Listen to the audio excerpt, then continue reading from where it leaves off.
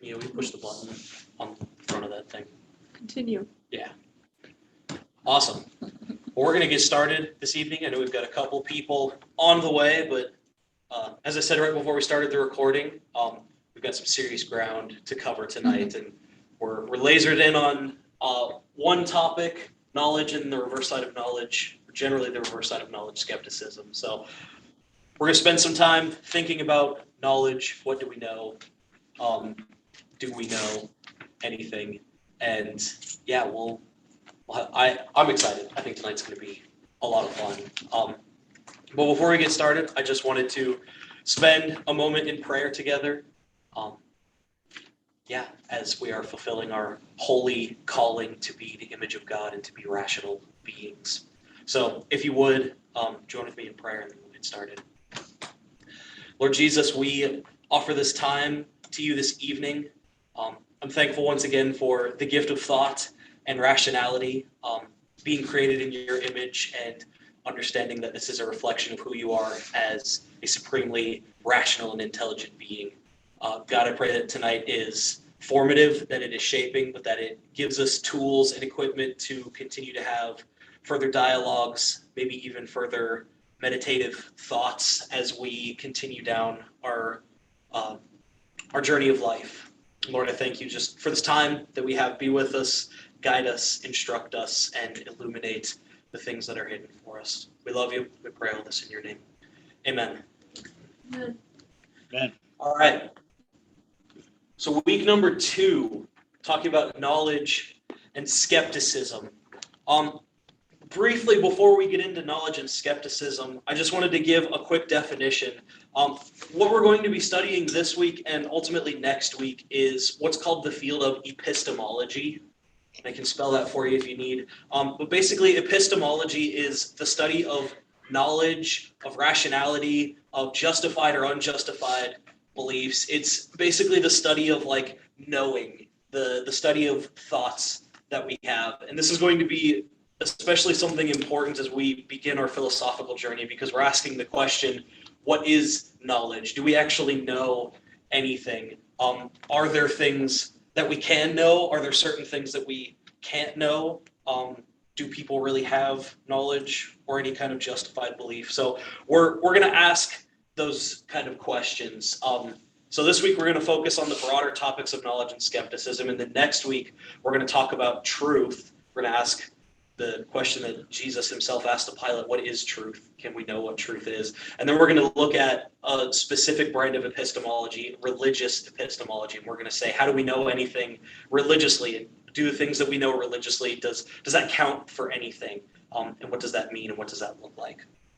So in today's study of epistemology, we're going to start again with a broader definition, and maybe it can be helpful for us to start to put ourselves back in the mind of ancient Greek philosophers like Socrates and Plato. You might have heard their names before, but Socrates asked questions that came to be known as Socratic questions, and it really defined a specific branch of epistemology that's concerned with ourselves. It's concerned with the individual primarily. And so he started asking questions like, can I know anything? Or how can I assess whether a belief of mine is actually justified? And so epistemology it's really, really focused primarily on whether I as an individual can know something before I take that and start applying it to somebody else. And so as we think about epistemology and as we think about knowledge specifically, just know that this is meant to be primarily a self-reflective practice before it is a prescriptive practice. And so what you learn here tonight is not meant for you to go out and to say, you have no knowledge, you don't know anything. In a sense of, you could just take it and shatter somebody's worldview. But if there are some questions that you have afterwards, it's like, do I know anything? And if I don't know anything, does that mean that you know anything? Those are questions that we can wrestle with and grapple with together. So let's start with the big question. What is knowledge? Anybody want to take a stab at it?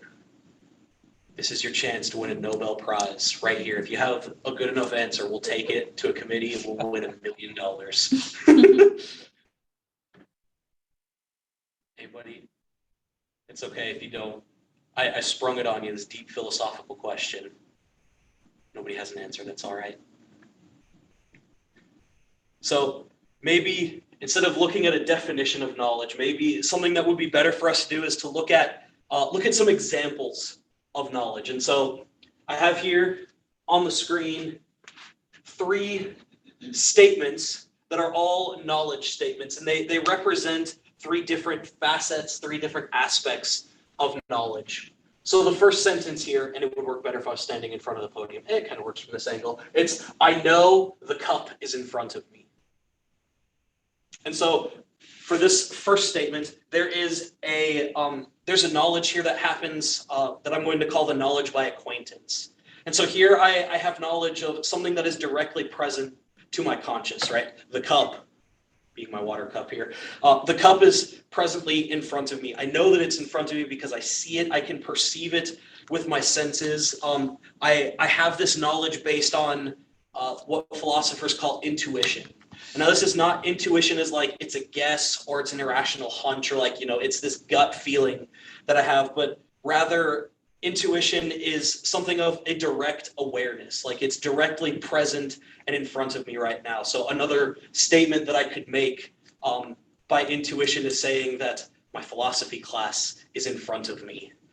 Because again, you're all directly present to my consciousness. And so we have knowledge by acquaintance, things that are directly present and in front of us. The second sentence number 2, I know how to play golf, albeit badly. But so sentence number 2, it relates to us a different kind of knowledge. We don't know how to play golf because golf is directly in the forefront of our consciousness at all times, or we don't know how to play golf because somehow the playing of golf is directly in front of us at all times, but rather this second type of knowledge is aptly named know-how. As in, I know how to do something. I know the general processes and general motions I need to go through in order to say, I know how to perform the action of playing golf. Hey, Greg. Hey, Ben. And so this second type of knowledge, know-how, it expresses knowledge in a slightly different way than knowledge by acquaintance. Now, this third statement, again, expresses a slightly different form of knowledge. And this statement says, I know that Reagan was a Republican president. And this is typically called knowledge by description or definition. And it is also called propositional knowledge. And so here, this is basically it's a sentence that contains some kind of truth statement, some kind of statement about a claim, but it is usually a claim that is descriptive of something. And so we can say that this knowledge by description is, again, it's another kind of truth, because I don't necessarily have a know-how to know that Reagan is defined or is described as a Republican president. And again, it's not something that's at the very forefront of my consciousness. It's not something that I'm directly perceiving with my senses. And so we have these 3 different kinds of knowledge. And one of the challenges of really defining what knowledge is taking into account the majority or even the whole experience of what humans know and how we think that we know it. And so over time, people have proposed different definitions, but it was really, again, the early Greek philosophers, starting with Socrates and then eventually Plato, who offered what has come to be known as the standard definition of propositional knowledge specifically. Basically, it's just the standard definition for knowing something. And it's very helpfully represented by this acronym right here, JTB. Hey, Lakeys. And so the acronym represented here, JTB, these 3 letters stand for this. The J is justified. T is true. And B is belief.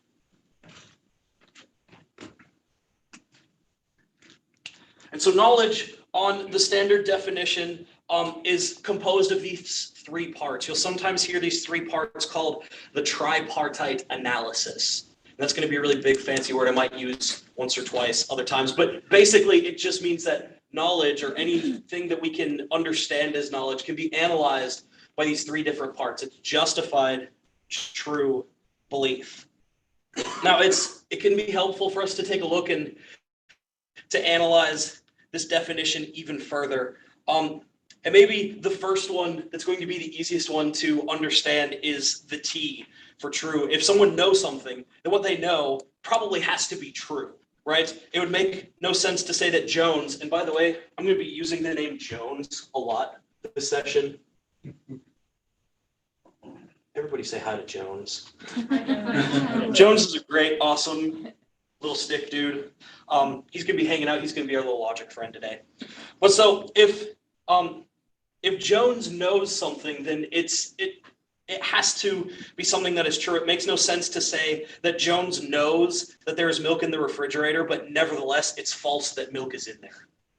So Jones can't have knowledge that milk is in the refrigerator if it is not there.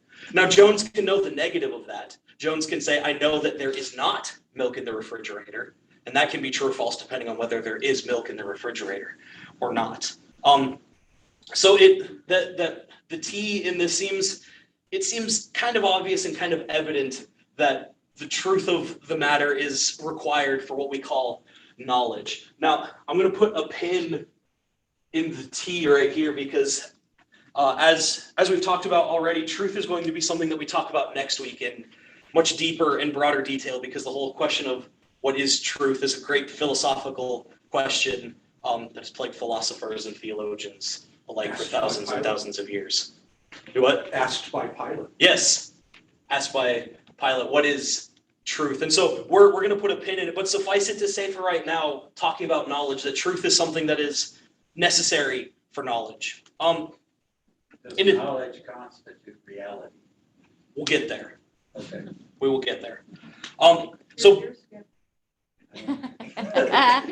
So besides truth, a second part of knowledge is belief, right? So if Jones knows something in the propositional sense, if he has some kind of idea, right?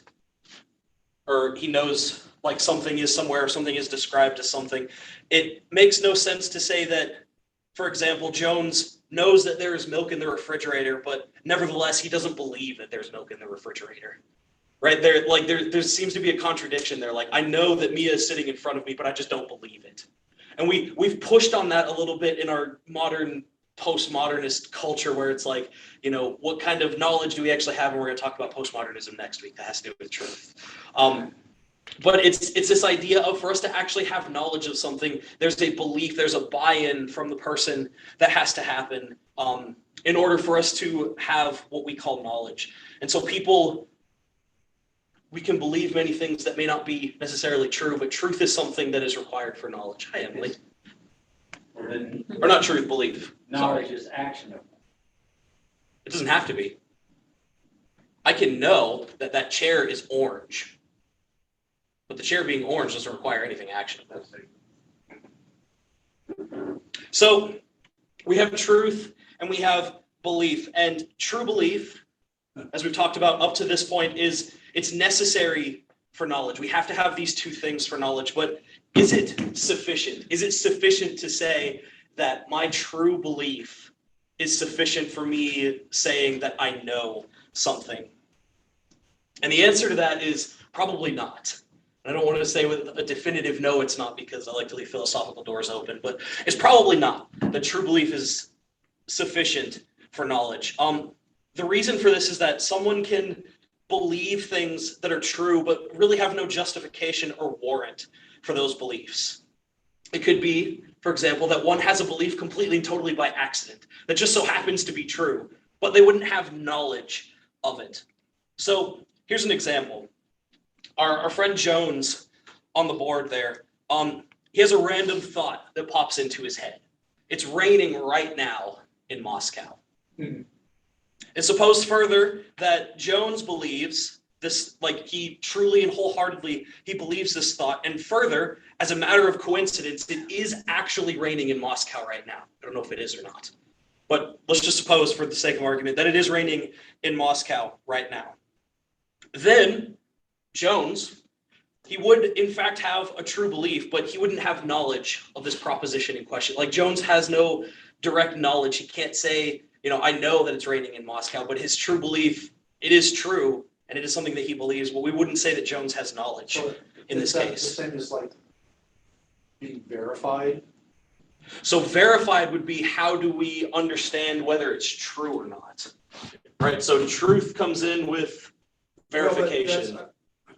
But if he's, if Jones is saying that it's raining in Moscow right now, and coincidentally it's raining in Moscow, okay, so that part is true. He still doesn't actually have knowledge of that, but if he verified, Right, so then he would have, then it would be then that would be the justification. right, so that's where the J comes in. When we are trying to understand knowledge, right? The example was going to go on a little bit further, but we don't have to.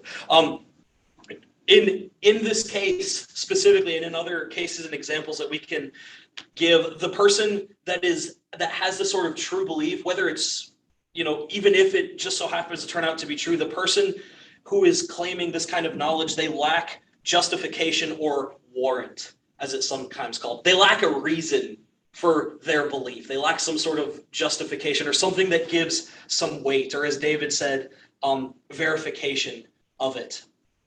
And so it's probably sufficient for now to say that justification for a belief, it amounts to something like having sufficient evidence for the belief, or knowing that one formed and maintained the belief in a reliable way, or understanding that one's intellectual and sensory faculties were functioning properly and in a good intellectual environment when the belief was formed. That can be something of justification. And so we have these three pieces that constitute the standard definition of knowledge, is that knowledge is comprised of a true belief that is somehow justified. And this was true, again, from the time of Plato all the way up to the definition was widely accepted until 1963, when a philosopher named Edmund Gettier published a paper with examples claiming that justified true belief was something that was necessary for knowledge, but not something that was sufficient. So he said that JTB didn't push the definition of knowledge far enough, that there were examples that he could provide that would take the definition that we have of knowledge and would show that it doesn't apply in all cases. And this is something really important when thinking about what a definition is, because philosophically, a definition of something has to apply in all cases. And if the definition of something doesn't apply in one specific case, then the definition is not up to snuff. It doesn't meet the requirements for what we would, call a definition of a certain thing. And so this is why when, somebody says, you're having an argument, somebody says, oh, well, there's a miscommunication, like you're misrepresenting terms, define that term for me. It's really important to understand what people mean by what they're saying in totality and in the total scope of things. And this is why it's really important that we understand each other's words when we're communicating, because if a definition can be shown to not apply in one specific case, then a lot of times an argument can completely crumble because the definition wasn't what we thought it was. So what is an example of a Gettier type counterexample to JTB? Well, here's one of these examples.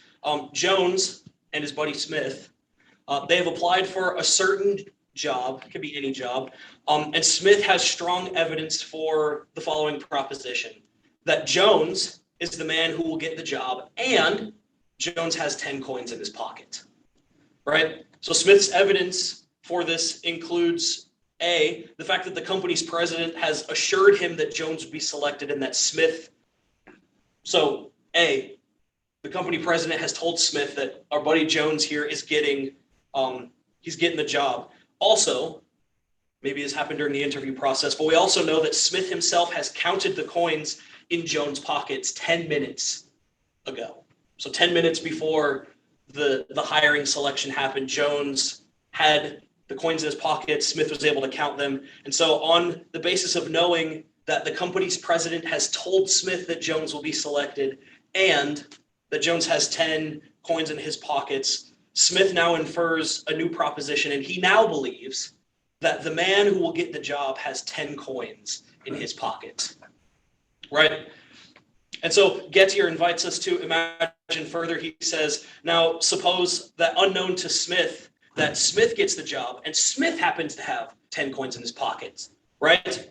And so in this case, the proposition that having 10 coins in one's pocket is very strongly justified for Smith, right?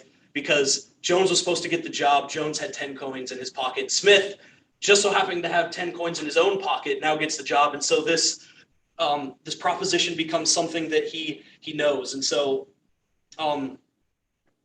That's called superstition. right, so that's how superstitions are formed, right? And so what we would say is, surely, even though Smith seems to have this justified true belief, it's a justified belief because he's seen evidence and examples of it happening.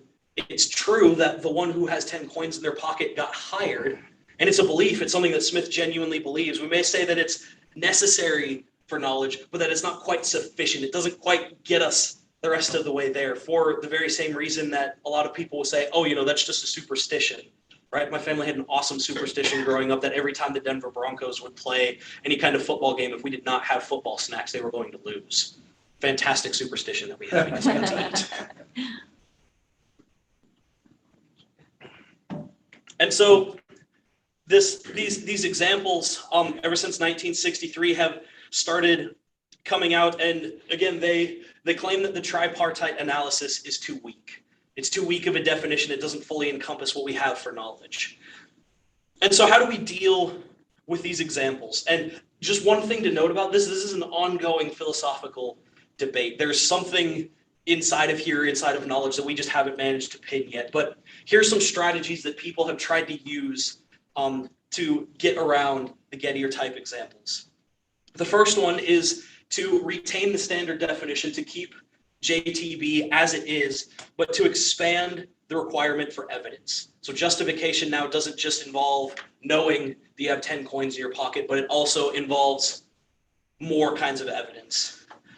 The problem with this specific strategy is that it severely limits what we're going to know, to the point that the evidence that we would need for any kind of belief, it has to contain the truth of the belief itself. So for example, really the only things that we'd be able to know on this retaining the standard definition would be things like our immediate mental states. What am I thinking? What am I feeling in this moment immediately right now? Or things like mathematical proofs, because mathematical proofs don't change.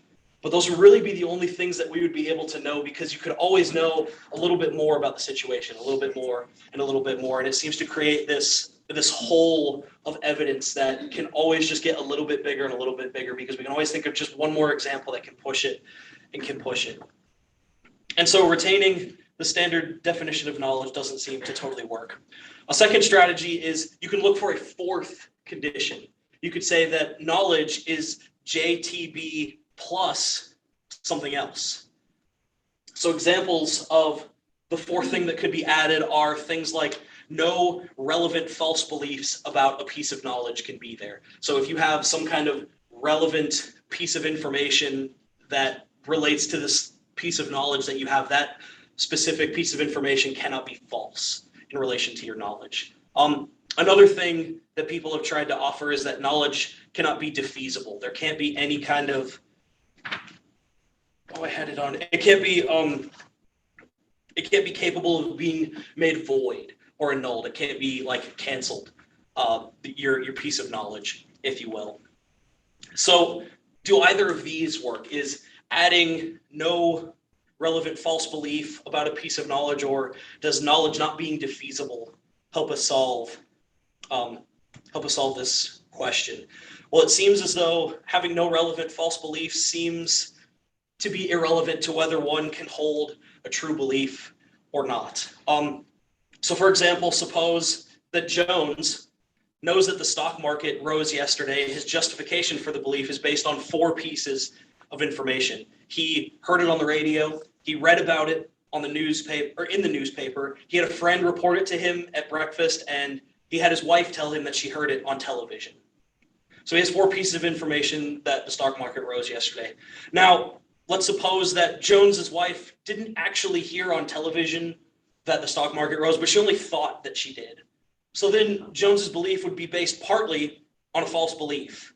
And on the no relevant falsehood belief, his belief would not then count as knowledge, even though he seems to be justified having 3 other pieces of information. And so this no relevant falsehood thing doesn't totally work because we can still say that Jones knows that the stock market rose, even though one piece of information that he had was in fact false about it. But what about not the knowledge that we have not being defeasible or capable of being made void in any way? This is something that it requires one more definition, and it requires us to know what a defeater is. So for any belief that a person has, I don't want to write this, it'll just end up being a big scribbly mess. But for any belief that a person has, for a person to no longer hold that belief rationally, they would have to be brought face to face with something that's called a defeater. So a defeater is something that is, it's a substantial, you can no longer believe this because the opposite of it is actually true. So for example, if I believed right now that Mia was standing, you guys would be able to say, well, no, Mia actually isn't standing because we can observe, first off, that her height is vastly shorter than what it would be if she was standing. That 2, there happens to be a 4-legged object underneath of her that is causing her legs to act in a certain way that they would not be able to act otherwise were she standing. And so meet the definition of standing. Right. It goes against it. And so the defeater for my belief that she is standing is that she is in fact sitting, which is, it's an opposite, if you will, of standing. And so there seems to be inside of this knowledge cannot be defeasible. It seems good at first glance, but it really would require us to have an infinite amount of knowledge for the number of defeaters that could exist for any given belief. Because it seems as though that thoughts can just continue to grow and grow and grow. And as thoughts continue to grow, there could be a defeater that pops up over here that nobody's thought about yet. And so our belief might be true in one sense, but there's a defeater that we haven't thought about yet. And so the knowledge actually doesn't exist. So does this lead us to saying that can't have knowledge? We're going to get there. I promise we're going to get there. Because that's what it's starting to sound like. I know. It's just hang with me. You are not going to leave here thinking that there is no knowledge. I will tell you that on the outset. Well, how are you defining the term? Knowledge. Yes. And so knowledge is defined the way that we talked about. Those 3. Yeah, with these 3 sentences. So just to go back to review briefly, these 3 kind of knowledge, or these 3 sentences reveal different kind of knowledge, or a different expression of knowledge. Because again, for us to totally encapsulate what all of knowledge is, we have to find a definition again that fits every scenario.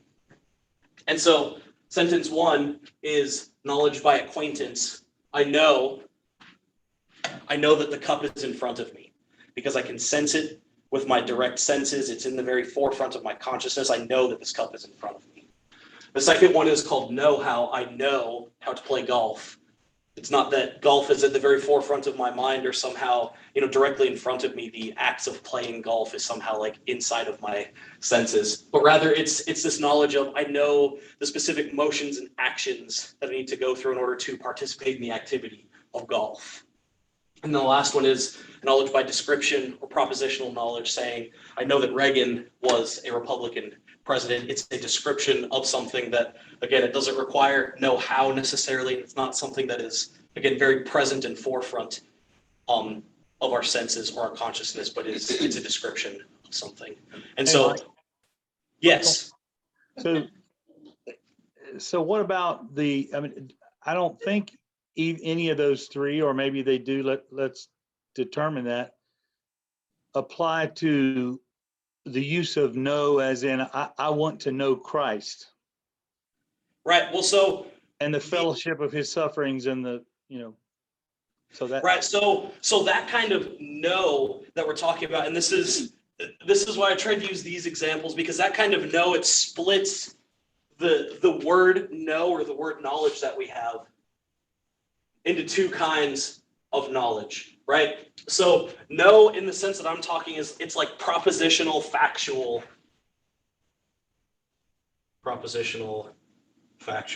The know that you're talking about it's an experiential kind of knowing. Like, I want to know Christ. I want to, be able to participate in the fellowship of believers. I want to know in that sense is more of an experiential. Sorry, Jones.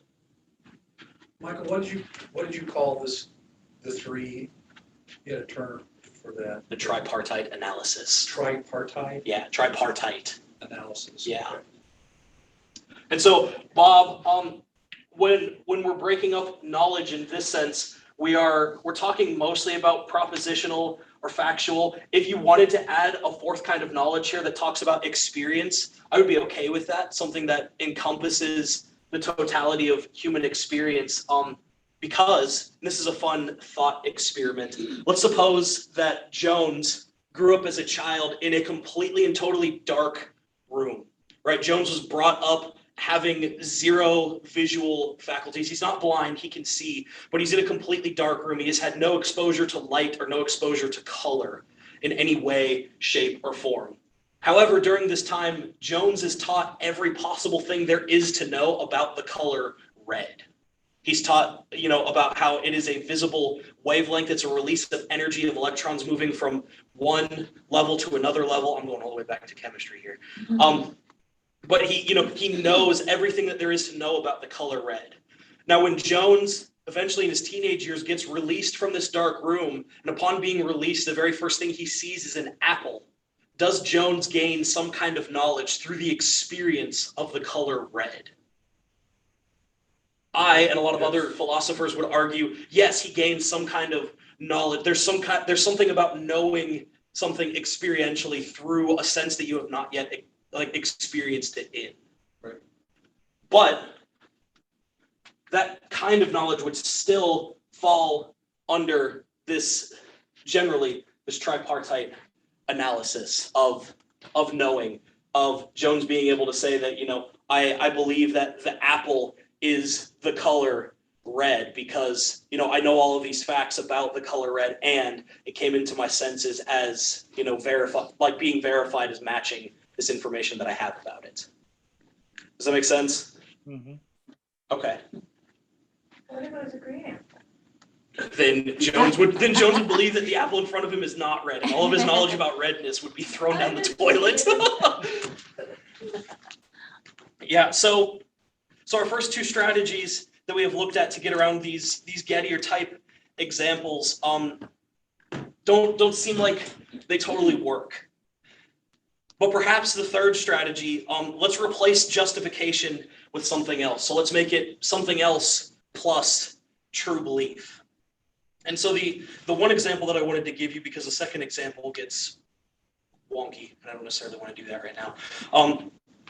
But the example I want to give you is that belief is somehow caused, or that knowledge is possible without, so that belief is somehow caused, right? So if Jones knows something, if Jones knows that the apple, this is going to be a really bad looking apple, it's a heart. There, it's got the leaf. So Jones knows that there is an apple in front of him. What people who hold to this strategy would say is that this knowledge was caused by the apple and by the photons of the apple going into Jones's eye, which was then received as electrical signals that went into his brain. And so this knowledge is caused, or Jones's belief is caused. But again, this specific kind of understanding of knowledge doesn't seem to work because Jones is still able to know something without understanding the factors behind it. But in addition to that, this kind of knowledge doesn't account for abstract objects of knowledge. So for example, the claim that 2 + 2 = 4. Numbers are what philosophers like to call abstract objects. They're objects that have no physical form in any way, and depending on what philosopher you talk to, may or may not even exist. Because, like the number 2, for example, where does the number 2 exist? It can't exist on the board. That's just a physical representation of the number 2. But so it's this idea of an abstract object, but abstract objects have no causal properties. The number 7 can't cause root beer to come into existence. It just can't. And so, I know it is sad. Poor number 7. But so on this view, if knowledge is to be caused by something else, then we can't possibly know that 2 + 2 = 4 because numbers and abstract objects have no causal properties. But clearly, we know that 2 + 2 = 4. So it seems as though replacing justification with something else doesn't totally seem to work. And so where do we end with this Gettier type example? Well, really where I wanted to take us with our discussion about knowledge is simply to this place. And this is the payoff for the work that we've done. Understanding knowledge and having knowledge generally means that we have some kind of true belief in addition to something that confers rationality or something that confers justification or something that confers warrant upon it. Because as you'll notice, all of the Gettier type examples, they were poking at what does it mean for something to actually be justified, right? Like how deep can we go down the rabbit hole of justification before we know, like for certain, what we know? And so we can say that knowledge is, again, that knowledge is a true belief plus something that confers justification on it. Now, there's a couple other things to think about. When thinking about knowledge, it's probably most helpful in trying to understand what it is and how we have it by using clear central cases as a baseline for evaluation. So just like what we did at the very start of class today by taking these 3 sentences and saying, well, this represents a kind of knowledge, right? I feel very confident in saying that I know that this cup is in front of me. Or I know how to play golf, again, albeit badly. And number 3, I know that Reagan was a Republican president. I know these 3 things. I'm very confident in saying that I know those things and I have justification for them. And so it's helpful for us to work with examples and to use those examples as touch points as we think about what knowledge is. Now, one other very interesting thing to think about, and I hope I don't blow your mind too much with this, but does knowing something, does having knowledge of something include knowing that that thing is known? So this is something to think about. So for example, if I say that I know how to play golf, do I have to know that I know how to play golf? Perhaps I have amnesia and I happen to walk out onto a golf course one day and I just so happen to, pick up a club and hit a golf ball and miraculously I get a hole-in-one. Glory, hallelujah. But does knowing something include knowing that that thing is known? It would seem as though it doesn't necessarily need to be, right? A farmer doesn't need to know that they own a tractor. They just know that they own a tractor, right? There's not something even deeper, like we can't push knowledge back in sort of this infinite regress of knowing that something is known before it's known. And then one last piece that I think is really important before we dive into skepticism is that knowledge does not require what we like to call logical certainty. And this is hopefully where I redeem knowledge for you a little bit, because what we have been talking about with JTB is trying to come up with a way that we can say we know for certain 100% that we have a specific kind of knowledge. However, having knowledge doesn't necessarily require logical certainty in the same way that we don't have to know that we know something. There are very, very few things that we can know with any kind of logical and rigid certainty. But we would still say that we know them, even if we can't say, I know the exact ways and reasons that I know this. And this is a view that we will deal with in skepticism that's actually called, I hope I spell this right. It's called particularism, because what particularism says, and as we'll get to in just a little bit here, but what particularism says is there are specific pieces of knowledge that we know that when we reflect on it, when we think about it, we know that this is a piece of knowledge that we have, even if we don't have a complete and total explanation of how we know or why we know that it's true, but it is a clear case to everybody that it is an example of knowledge. And so particularism becomes something really important and something that we can hang on to as we wade into the waters of skepticism. Now, there are a couple more interesting pieces about justification that I just wanted to mention briefly. even though we dove really deep into it, one other piece of justification that's interesting is that it's very closely tied to a debate on internalism and externalism. I'm just gonna throw everything on the ground today. Internal.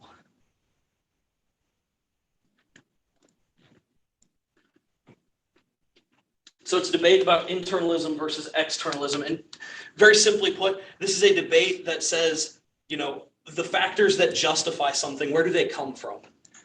An internalist would say that the factors that justify a belief are completely and totally internal. They're cognitively and readily accessible in the brain. Nothing outside of the person is required.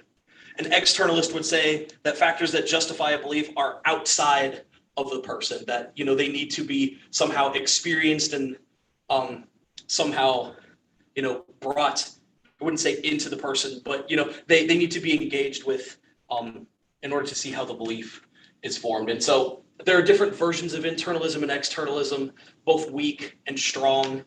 The two weak versions of internalism and externalism actually cooperate with each other, because it would say that there are some things that are internal and there are some things that are external. It's a debate that we don't need to get into right now. It's just something that I wanted to make sure that you were aware of. And the very last thing to mention about justification is that rationality, or thinking, when we use the term rational, again, we're talking about like thinking about something or logicking our way into something, if you will. Rationality can also be a place for justification, which is why we've been able to have this whole first half of our class and talking about knowledge and what knowledge is, because we've been rationalizing what is knowledge and how do we understand it. So with that, that's all that I have on knowledge. Does anybody have questions about knowledge specifically before we move into skepticism?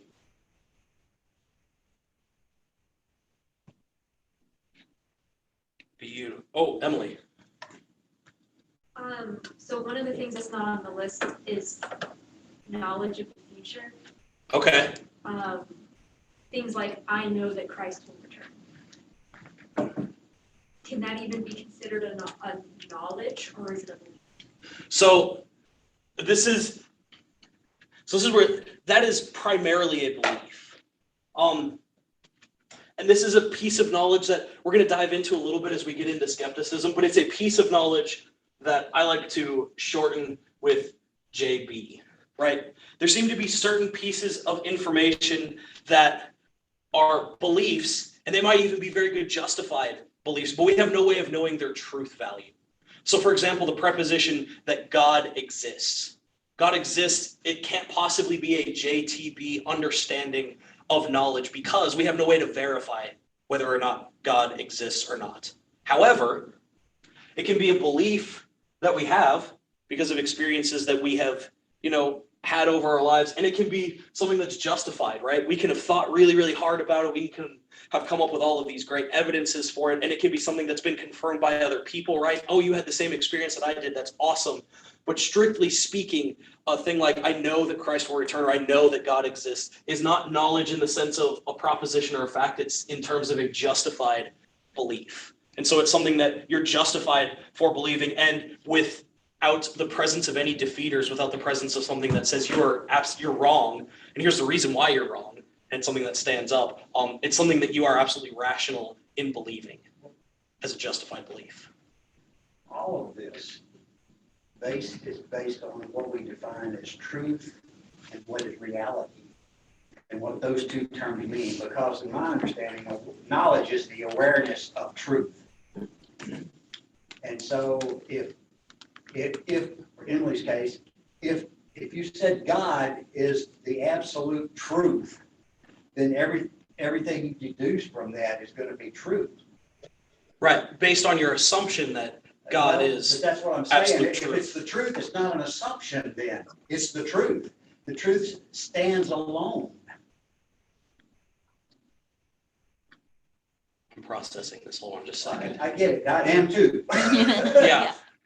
Well, so what you're asking is, what's the relationship between truth and reality, right? Well, you've got to define, for knowledge to be real, it has to be an awareness of a reality or fact, I think. Well, so again, and this is something that we're going to dive into more next week when we talk about truth. But when we define knowledge, in and of itself. Knowledge is defined standardly as a justified, true, something that matches up to reality, belief. And so knowledge, like truth, is something that's necessary for knowledge. You can't have knowledge without some sort of truth factor being involved, but it's not sufficient. I don't buy that. Knowledge is awareness of these things. So how is that different from defining it in this way? I guess I'm confused about what you're Well, asking. maybe I'm confused myself. But it seems to me that truth and reality stand apart from me. And, Yes. And when I become aware of that is when I have knowledge of that. Right. So the question that we're asking is, when you become aware of it, how can you now say, or how can you now explain to someone else that I now have knowledge of something? They have to believe that same truth for us to, we've got to find that same term together. Because if he defines truth as no God and I define truth as God, we will never come to the same knowledge. But you still can come to the same knowledge on some things, right? You can come to the same knowledge that the earth is round. Okay. If we believe that this earth is even real, Okay, well, so, what constitutes reality? right, so this is something that we're actually going to get into inside of skepticism, right? We are going to talk about that a little bit, but hang on to these questions about truth and their Reality.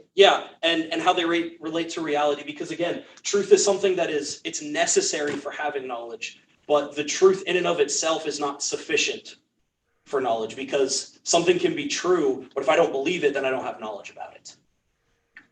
And so maybe the way that you're explaining it, like having awareness that something is true, is it's a good way, I think, maybe to frame it, now that I'm processing it a little bit more, because awareness is what we would call a belief in it, right? Well, here's an example. I flew airplanes for a long time. Mm-hmm. I never did see what holds the darn things up.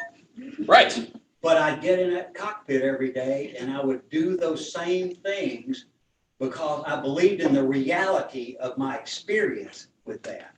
Right. So in that sense, you had knowledge that the plane would fly because you had a justified, based on your past experiences, true that the plane did actually fly, belief, you believed every time you got into the plane and flew it that the plane would fly.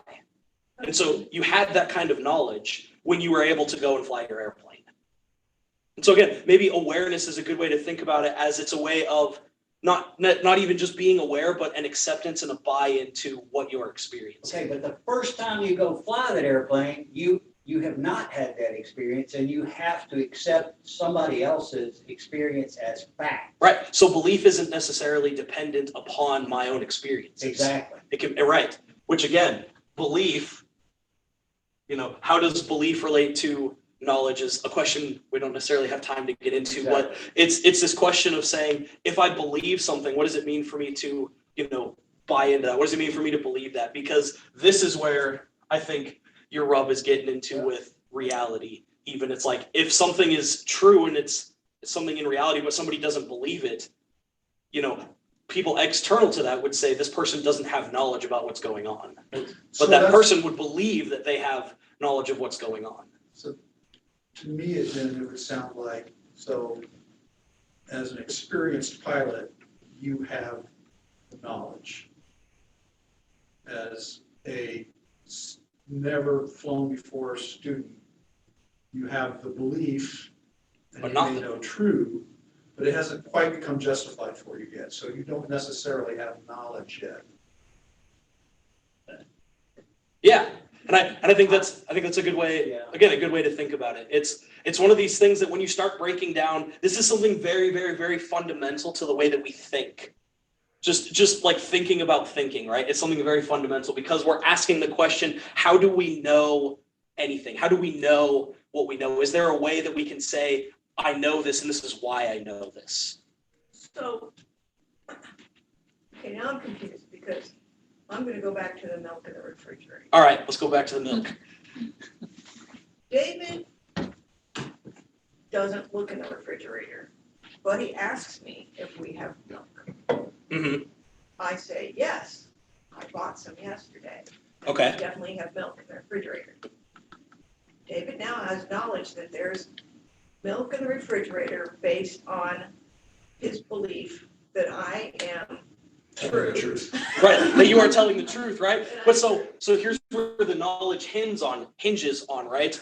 David has a justified belief that there's milk in the fridge because of what you have told him. He doesn't, what we would say looking from the outside is David doesn't actually know if there's milk because he hasn't ascertained if it's true or not. Now, if I were at your house, say, we were hanging out and I happen to look in your refrigerator and I say, oh, there is actually milk in the fridge. And I hear David ask you, is there milk in the refrigerator? And you say, yes, I would say David has knowledge that there's milk in the refrigerator because it's true that there's milk in there because Sarah gave him a justified belief that is true. Therefore, David has So then in the knowledge. case of an airplane, you don't have to have already flown a plane to know that there is science that shows that there's lift under the wings. Right. Well, again, Over the wing. you have a just so My plane's made of cement. Yeah. Not concrete. But so Sarah, in that case, you would the unexperienced pilot would have a justified belief that could be true because they walked out onto the airstrip and they saw a plane fly over them already, and they're like, okay, I know that planes in general can fly. Whether this specific plane is going to fly or not, I don't know if it's true, but I have a justified belief in saying that this plane will fly, right? And this is where we get into sketchy territory. And please hang on to these thoughts for next week when we talk about truth. What is truth? What does it mean to have truth? How does it match up to reality? These are awesome questions to think about because it's so closely tied to having knowledge and not having knowledge. And that's why we're going to spend a whole week on just that specific subject. So I want to put a pin in it in talking about truth and reality and all that because we will talk about it, just not right now. Like, cool with everybody? Everybody square? Yeah. Awesome. Well, let's talk about the flip side. Let's talk about the flip side of knowledge, and let's talk about skepticism. So skepticism, as generally defined, it's simply the rejection of an item of knowledge or a justified belief. So somebody is a skeptic, if somebody comes up to you and says, I'm a skeptic, we have a tendency to associate that specifically with a religious belief, but somebody can be a skeptic about just about anything, right? I can be a skeptic that ice cream is warm because ice cream isn't warm. That's an item of, well, if it's a justified belief of yours, ice cream isn't warm, it's cold. So, I'm sorry, say the definition again. Yeah, so skepticism, it's a rejection of an item of knowledge or a justified belief. I know a guy who doesn't believe we landed on. Yes, there are people who believe that we haven't landed on the moon. Yeah, I have a question about that example you just gave. okay, Skepticism is rejecting a justified belief. right. Ice cream being warm, that's not a justified. It can be a justified belief. It's not true, so it might not be an item of knowledge. Right? Say that a child has parents who have a refrigerator that doesn't work, but these parents still buy ice cream for the child. However, before the child is allowed to eat ice cream, they have to wait approximately 2 hours before they're allowed to dip into the ice cream after it comes back from the store. So the only experience that this child has ever had of the thing called ice cream has been warm. And so for them, the justified belief that they have is that ice cream is warm. I would be a skeptic about the proposition that ice cream is warm. I would tell the child Because it's to have cold. milkshakes. It's called ice cream. Yeah. So as we think about skepticism, there are many varieties of skepticism. There's one in specifically that I wanted to mention on the outset because it's one that gets kind of annoying, and it's like the 4-year-old that asks the question. Philosophers have this really high and lofty name for it. It's called an iterative skeptic. But basically, it's just the skeptic who continually asks, "Well, how do you know? Well, how do you know?" Or it's the 4-year-old that says, "Why? Why? That child is an iterative skeptic." And if you want to use that at VBS tomorrow, by all means, go for it. But what's really important about this kind of skeptic specifically is that iterative skepticism is merely a verbal game. It's a game that somebody tries to play because they have no interest in hearing what you have to say. They have no interest in your belief. And so their verbal game should be treated as such. It's a verbal game. If you can tell that this is what this person is buying into, then, you don't have to worry about it. Their criticisms usually don't mean a whole lot, because you can ask the question, well, how do you know? Well, how do you know? You can push that all the way back and all the way back. And at some point you're going to stop on justified belief, probably. But there are some forms of skepticism that hold credibility, that hold some weight. There's one that's called a meta-epistemological skeptic. It's a really long word. Yeah. But this kind of skeptic is skeptical of philosophy, and basically the skeptic believes that thoughts and rationality and even epistemology itself is only an extension of natural science. So they're meta-epistemological. They go outside of or around epistemology. There are also knowledge skeptics. There are skeptics that deny that any kind of knowledge is even possible. And these generally break into two categories. The global knowledge skeptic, which says that no knowledge at all is possible. And there are the local knowledge skeptics that say that knowledge in this one specific local sense is not possible, but they might believe that you can have knowledge in some other areas.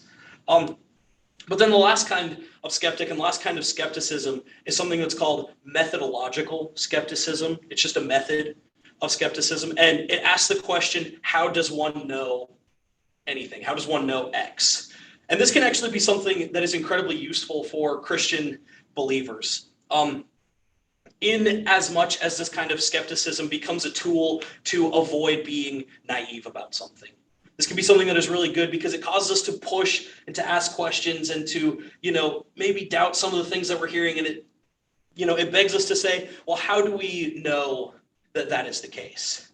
So it can be a good thing, but let us also not lead us into the not healthy way of using this, where doubt becomes nothing but cynicism, where nothing is true, right? You become a cynic about everything, and it's just impossible. There's nothing to know about this. And so there's a kind of methodological skepticism that it can be healthy, but it can also be something harmful. So are there arguments for skepticism? Is there a reason to think that skepticism could possibly be true? Well, I want to offer you 3 arguments that people use generally for skepticism. And this is what we're going to deal with, is the variety of skepticism that is global, because it's more fun to deal with philosophically, because locally is usually on a case-by-case basis of things. And so we're going to talk about, can we know anything at all? Is global skepticism valid? And there are generally 3 different arguments that are given. The first argument for skepticism that's given is the argument from error and fallibility, right? So we can all cite cases where we might have been wrong in the past, or we mistakenly thought we had knowledge when we in fact did not, or when our senses deceived us. And so a global skeptic might argue that because we've made errors in the past, and because we thought we were so sure that we had knowledge, when in reality, after gaining some more pieces of data, we found out that we did not have knowledge. How can we possibly say that we have knowledge now? How can we possibly know that we have knowledge now? We have the knowledge that we were wrong. Right, so now we have the knowledge that we were wrong, but what if it later turns out that we were right, and the knowledge that we were wrong ends up being wrong? So it's an argument from error. The second argument is probably my favorite argument of all time, and if you love movies, this is the argument that The Matrix was based off of. It's what our book calls either the evil demons argument or the brain in a vat argument. And basically, this argument says that suppose we are all brains that are existing in some kind of nutritional bath that exist on some planet millions and millions and millions of light years away from where we think we are, and a scientist is probing our brains, causing us to experience reality the way that we think that we are. It boils down our senses to the very real things that happen when we trigger our brains. And so perhaps it is logically possible that we are a brain in a vat, that somebody is experimenting on us, and the external world and all the scenarios and things that we have experienced are simply somebody performing electrical tests on our brain. Therefore, we cannot have knowledge because how do we know that that's not the case? And if that's the case, then all of reality itself can't possibly be true. The last argument that people usually use for skepticism is what's called the transfer of justification. So this is the question of, most of us believe that the sun will rise tomorrow. However, that piece of information, the sun will rise tomorrow, is actually only a justified belief and not a piece of knowledge. And so what the skeptic would say is, we can't actually know that the sun will rise tomorrow, because the only way that we know it is by looking back in the past and saying, well, it's worked every single time since then, but we don't know what's going to happen tomorrow. Or to use the plane example, right? The plane has flown every time since then, but we don't know if it's going to fly right now. It's the transfer of justification. It's saying you might have been justified in believing it then, but are you justified in believing it now? It's the same way. That would make you just like live in fear all the time. Right. Well, and some people do, and they're so worried about, can I possibly know what's going to happen next? So what do we do about these arguments? Right. Well, and again, if you want a great example of the brain in a vat, think the Matrix. Yeah. Right. The people are in vats and they're being used as batteries, but their whole experience of life and everything is being fed to them through a computer program. And that's the same thing. Neo has no knowledge until he's actually taken out of the vat, because his entire experience of everything is completely false. It was initially a thought experiment that was proposed by Renaissance philosopher Rene Descartes. I want to say it was in the 1400s. What's the one where, because I like, is it called the Newman story? Oh, the Truman Show. Truman Show. Yeah. Yeah, yeah. It's similar, but. It is. Yeah, the Truman Show is a very similar argument, right? Truman's entire existence has been controlled around him. And, Truman, I would say, has more maybe knowledge of the physical world than a brain in a vat would, but Truman has no knowledge of what reality is around him, right? Because it's all been controlled, it's all been planned by somebody else. So, I think that's another good example. So what do we do about these arguments? Because we're rational thinking Christians, and I don't want to embrace any of those things. So what do we do? Well, the first option is that we can give up and we can embrace skepticism, but don't do that. Not yet, anyway. So just don't do it. Don't go there.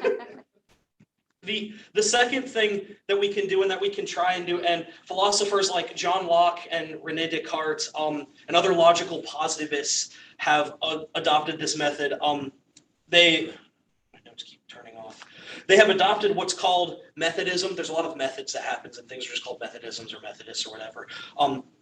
But Methodism, in this sense, it offers a criteria for knowledge. So kind of like we tried to do here, it offers a criteria for knowledge and then shows that any given piece of information or any given thing that we want to call knowledge, P, is a good example of what this piece of knowledge, or, that it is a piece of knowledge, that it fits the criteria and the definition that we have. Unfortunately, when you boil it down to something that's simple, you end up with an infinite regress problem, because you can then start asking the question, as we were doing here, well, how do you know that your criteria are, sufficient for knowledge? And then once you get those criteria, you can ask even further back, well, how do you know that your criteria for your criteria are sufficient for knowledge? And so you end up with an infinite regress problem that is impossible to solve and results in what the book, I think, aptly calls intellectual paralysis, where it's like, I don't know, and so I can't do anything. But the third option that we have available to us is to embrace what I earlier called particularism. And so again, I just want to reiterate what particularism is. We start off by saying that we know specific, clear instances and items of knowledge. And then from there, those instances then become criteria where we can start thinking about other situations for things that offer us knowledge. This is also sometimes called, if you start talking about this, the right to be sure. And there are two different ways to understand this. The right to be sure can either be to dogmatically assert that one has knowledge and refuse to look at further evidence. So like, I'm dead right and you can't tell me otherwise. But the other form of particularism that I would invite us to really consider is that one can have the right to rely on the truth of the belief in explaining things and informing other beliefs while remaining open to further evidence in the future. So basically, it's saying that when you adopt particularism and when you say, okay, I'm going to hold that I have specific cases of knowledge that I don't have to understand specifically how they came there in order to call them knowledge, and those are going to be what I form my criteria off of. You can either say, I'm going to dogmatically hold to this and nobody can tell me that I'm wrong, and if you tell me that I'm wrong, then you're just a stupid poopy head. Or we can go here and we can say, I have some kind of justified belief that if I'm presented with a defeater, I will reconsider, but until a defeater presents itself, I will continue to hold this justified belief. And so this form of particularism, it allows us to say that one simply knows without being able to like logically and rigorously prove that they know or that they understand how they know. And if your mind works anything like mine does, you're probably saying, well, this can be abused, right? Anybody can just say anything about, I have this belief that I know is true 100% that the moon is going to fall in 3 days, for example.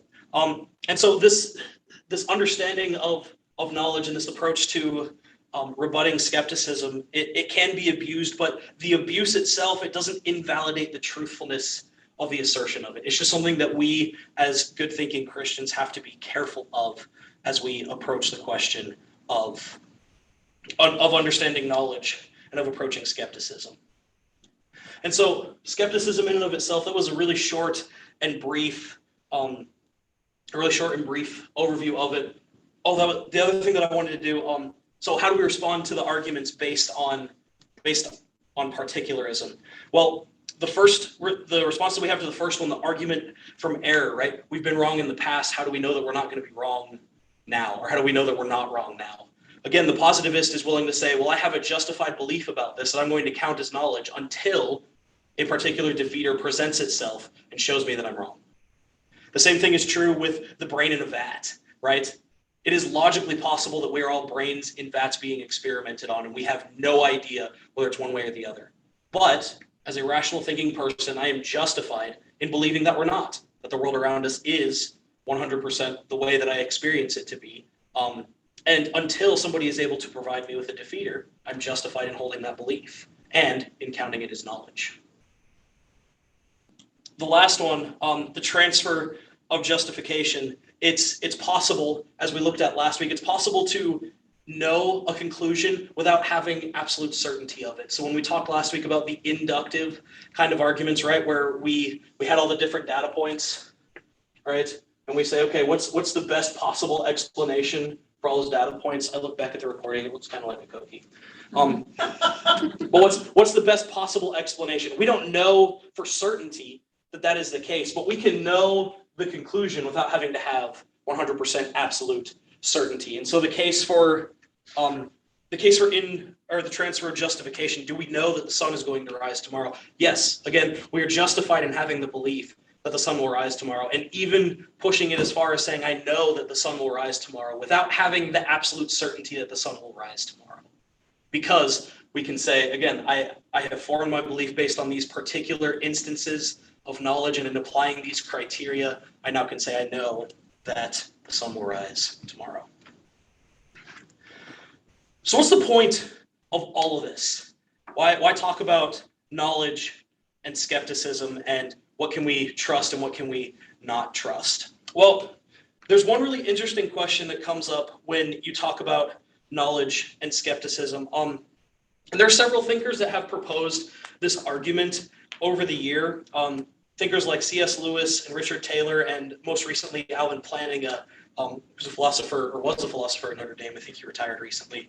But they proposed this question, and they said, can we, in trying to gain knowledge in the world around us, can we trust our faculties? Can we trust our brains? Can we trust our eyes? Can we trust our senses to tell us what is actually going on in the world around us? And these thinkers provided an answer that basically says our worldview is going to tell you whether you can actually trust the sensory input that you're getting or not. And so they broke it down into two pieces, and I'm just going to use the rest of this board here. So they broke it down into, that looks like an I. I'm sorry, that's not an I, it's a T. They broke it down into two main competing worldviews, naturalism and theism. Now, naturalism is simply just the view that maybe you guys heard of Carl Sagan. He had a show called Cosmos, I think back in the 70s. And on the show, he is really famous for saying the quote, matter is all that there is, all that there ever was, and all that there ever will be. It's the only thing that matters. Right, it's the only thing that matters. And so naturalism is the idea, it's usually paired with materialism or materialistic naturalism. But it's the idea that matter is all that there is, that somehow we are just the stuff that makes us up and there's nothing extra to that. Whereas theism is the belief in some kind of external force, external power. We specifically as Christians, we are also theists. This is a word you're going to hear a lot. But so these thinkers proposed these two very large swaths of worldview and said, you're either a theist and you believe that there's something else like God or spirits or whatever it is out there, or you're a materialistic naturalist. And what they said is that if we really want to say that we can trust our faculties, then it makes more sense for us to say that we can trust our faculties as theists than it does for us to say that we can trust them as naturalists. For this reason, the process by which we came about for naturalists are what is known as evolution, right? And now, whether evolution and theism play together is an entirely different story. There's a really interesting book that I'd love to talk about at some point. But naturalistic evolution, saying that everything just came from matter, it points us to a conclusion that says that our mental faculties, that all of our ways of experiencing the world around us are all geared towards survival. Whereas on theism, if we are created as rational beings by, again, you pick whatever theistic place you want for right now. But if we hold to theism that we're somehow created to know, that we're somehow created to have knowledge, then it would seem that as we act in accordance with what our purpose was, then our senses are more trustworthy under theism than they are under naturalism. Because again, if matter is all we are, all we ever were, and all we ever will be, then our senses are more geared towards surviving. They're more geared towards keeping us alive than they are to actually understanding what is around us or defining what is a true or a not true proposition. And so this is something that really starts to rub, especially the natural sciences, wrong, right? Because natural sciences want to claim that they have truth, and they do have truth in the natural realm, but once you go outside of the natural realm, can you trust your senses? Are there things like abstract objects, like mathematics, right, that can have some kind of bearing on the way that we live our lives? It's not a question that science can answer. You can't put the number 2 in a test tube. And so, can we trust our faculties? Are we justified in believing that the world around us is the way that we sense it is? Under theism, I would say yes, because we were created to have knowledge of our creator, knowledge of the world around us, knowledge of each other. Under naturalism, I have a hard time saying that we're geared towards knowledge because we're geared primarily towards survival first, and knowledge takes a back seat. So knowledge becomes not the primary function of our senses. And so as you think about knowledge and skepticism and understanding the world around us, I wanted to just give you that as kind of the last hurrahs, and this stuff, it matters, and it's all really important because the way that you understand the world and the way that you understand how we know things, the way that you understand how we doubt things, it carries a lot of weight when you're defining, are we just matter or were we created to know? Are there any questions, comments? I know I gave you a lot to chew on today. That was a hefty load. We got through it a little faster than I thought we would. But I'm gonna go out on a little bit of a limb. yes, please. It's a very small group, but. Well, I think about a year or so, I got saved between my 5th and 6th grade year, and I can remember somewhere in there that I toyed with that idea that it was like, my life was like the Newman Show. Or what's it called? The Truman Show. Truman Show. That, Newman's, the Truman Show that, like I was like this very special person that I was this grand experiment, and that somehow these little things were dropped into my world to see how I respond to it, that was interesting to whatever it was that was, and I think once I became more of a Christian, more either a Christian or had a more adult Christian understanding, I was like, well, that's really kind of a selfish way to think about it, like that I'm just the center of the universe. But I guess that my question was, does that ring true to other people? I mean, because when I saw the Truman story, I was like, well, I've thought of that before. No, And I don't think a anybody, lot of people. yeah. I think as a kid, I was very superstitious about God. You know, like thinking that every single thing around me was happening for a reason for me.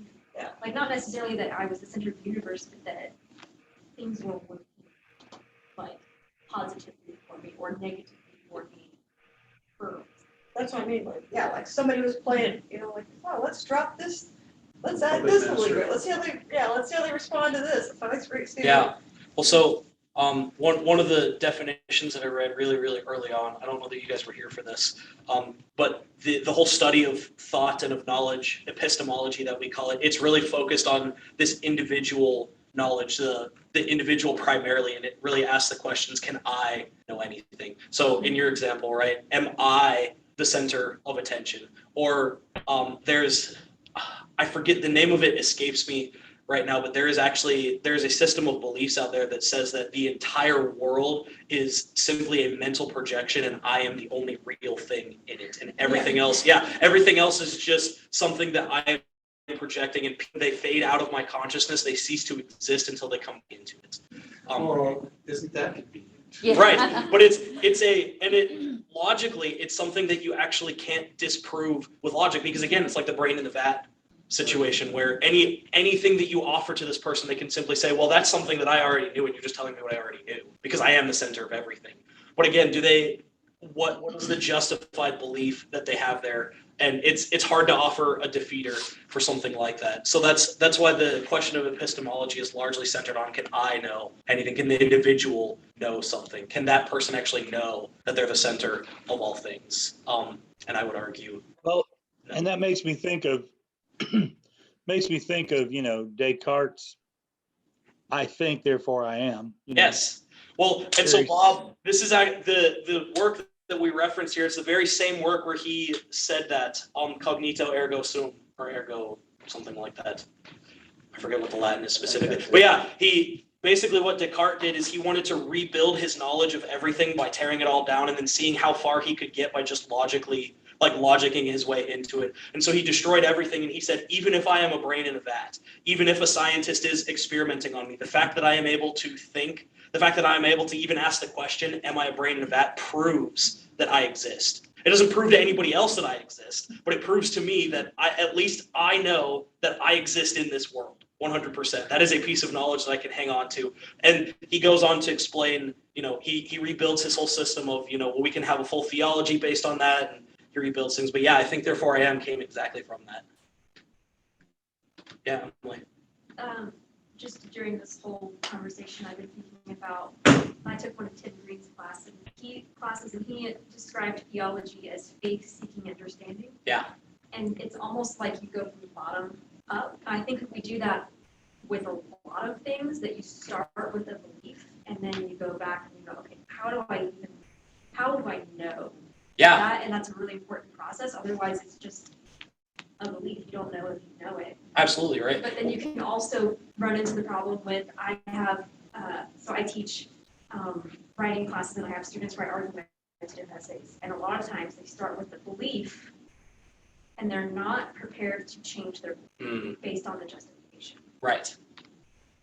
And so it's you can start with the belief, but you have to be willing to go, if justification doesn't prove it, then I'm I wrong. can't, I don't believe Well, it. the animal part of survival in us causes us to say, this is what I want. This is what I hope exists. And so we start moving in that direction, and we try to begin fleshing that out and proving that that was a correct assumption. Well, even I love detective shows, and detectives, a lot of times they'll go, they have an intuition. I think that person did. Yeah. But then they have to go back and Yep. prove it. What's the Because sometimes we have that intuitive side that says, I think that that's true, but can I prove it? I love, the detective shows, everybody thinks it's that guy, but this guy, for some reason, goes, They've solved enough cases. right. They have. But then there's also conspiracies that Yep. people buy into at the same time, that's what their intuition is telling them, but it's not true. And Which is tricky. I'm sorry, I read an essay that was talking about that and how a lot of it comes from that survival. That it comes from, I want to feel like I have control. Right. So again, part of it can be a control, and just because we were created for knowledge does not mean that we're also not, or it does not mean that we were not also created for survival. But under a theistic understanding, if we were created as beings to have knowledge and to seek knowledge, then that becomes an additional driving force behind also, wanting to understand. So we were created to know, and not knowing, it just like it drives us crazy. It drives us more crazy probably than the rest of the. I can't think of another animal on the planet who, when they don't know something, like will spend their entire lifespan going after specifically that thing. Their leg off. Right. Yeah. So I it's not a but, it's an and. It's yes, we are geared towards it in a survival sense, and I think even more so, we are geared towards it in a theological sense, in a created in the image of God sense, where we're created to know, and that pushes us even further and even further. So yeah, absolutely. Anybody else? Final thoughts, comments? Use a whole hour and a half today. It was really good. I had one question of talking about how we can say we know something when more likely than not, basically, we have more evidence for that. Okay, yeah. Is there is knowledge that is logically completely 100% Knowledge that is certain. certain? Is that a higher level of Yeah. knowledge? So the knowledge that I've been talking about, again, with particularism, and the reason why we spent the whole first half of the class talking about a definition of knowledge is because, again, I think I said a little bit towards the middle, it's almost impossible, or we have not done it yet, to have a concrete logical definition of this is what applies for knowledge and this is what does not apply for knowledge, which is why certainty is so hard to come by. The only things that I have found that are logically 100% certain are like present and current mental states, like things that are directly in your consciousness. And even that is sketchy depending on, the skepticism arguments that you approach. Possibly the only thing, I think largely the thing that philosophers agree on is the only thing that is 100 absolutely certain are things like mathematical proofs, where 2 + 2 = 4 and you can't slice it any other way. And that it's just, it is the way it is. The integer 2 plus the integer 2 will always equal the integer 4. It's a certainty, 100% guaranteed thing. I actually, this is a side tangent a little bit, but I started watching a YouTube video by a guy who said that there is a hole in the bottom of mathematics where math can explain things, but it can only explain things up to a certain point. And then once you get past that point, even math starts to break down. And so our whole understanding of science and math and everything, as much certainty as we like to try and place in it, even those are limited in a sense. The parts that we understand, we can say, yes, they are logically certain, but we also have to understand that they're logically certain within a given set of parameters. And that once you start breaking outside of those parameters, some things start breaking down in a really, really crazy way. Yeah, one of the things in general, that has struck me throughout this whole class session is, and you did talk about it a little bit. Finally, I started to say something, but it's striking me again, is that there's so much trust all through all of what you're talking about here. Yeah. I mean, we trust so many for the justifications of things and the warrants. We trust so many. Some of them are natural, laws and things that over time, physics will get proven to be different than we thought it was. Mm-hmm. And then just things like you just said, that we say we know with certainty, but then then it gets proved maybe not. Yeah. So there's trust weaving in and out of all this, that even the person who would profess no belief in who would be a total materialist, and a naturalist, they still know something of trust, because you can hardly function in from day to day Mm-hmm. without trusting in things that you haven't done all the experiments for yourself and all that kind of. It's kind of like those discussions we have sometimes, Michael, with with our friend Fred. Yes. You know, so he- Fred, he helps out at Emmaus sometimes, and I want to say he's joking because I'm 50% convinced that he's joking and 50% convinced that he's not. But he thinks that he is, or he has argued that he is the single most perfect being to ever walk the planet. And he said it to me, but every time he says it, he laughs a little bit. And so I'm like, I don't know if you're serious or not, but he's also said it to me multiple times. And so I'm like, I don't know what you're doing here. And then I offer him a defeater for his thing. And he's like, well, no, it doesn't work because I'm just perfect. And I'm like, all right, Fred, whatever. Well, and then we start talking about, scientific things like the vaccines and different things. And I mean, he speaks with absolute certainty. And I go, you don't know that with absolute certainty. You haven't gone into the lab and done the experiments and, whatever. Yeah, absolutely. Yeah, so it's my hope for you walking out of this today is one, that you have a more robust understanding of knowledge and skepticism, that you have some tools to interact with it with. But two, that you will take this as a self-reflective point moving forward, and maybe some of the things that you're like, I'm absolutely 100% certain about this, you can say, maybe I need to spend some time reflecting on this and thinking, is this an absolute 100% truth? Is it a justified belief that maybe I need to be open to considering more of, or maybe considering less of? And as we move throughout this class, I think I said it yesterday, but the thing that we're going to end with is, arguments for God or God's attributes. Do they make sense reasonably and rationally? And we're building our way up to that. So as you continue to reflect on these things, and as you continue to say, well, yeah, that makes sense. And yeah, I think I have a justified belief here and a justified belief there. One of the last things I want to leave you with is saying that there are very good justified reasons for holding the belief that there is a God, that Jesus is that God made flesh, and that, he has undying care and love for his creation. And so that's ultimately what we're building to, but it's a slow burn.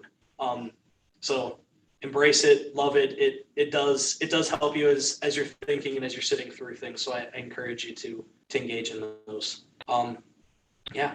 Well, my clock says it's 7 and I have one other meeting to get to. So thank you all for being here. If you have other questions or things I wasn't able to answer, please feel free to email me or send me a text, or you can even just write me a little handwritten note and I will write you one back. But let me know if you have questions. I want to continue to engage with you on this, and otherwise we will see you next week, where we'll talk about truth and religious epistemology, knowing things from a religious aspect. So I look forward to it. It'll be fun, but you guys have a good evening. And there's 100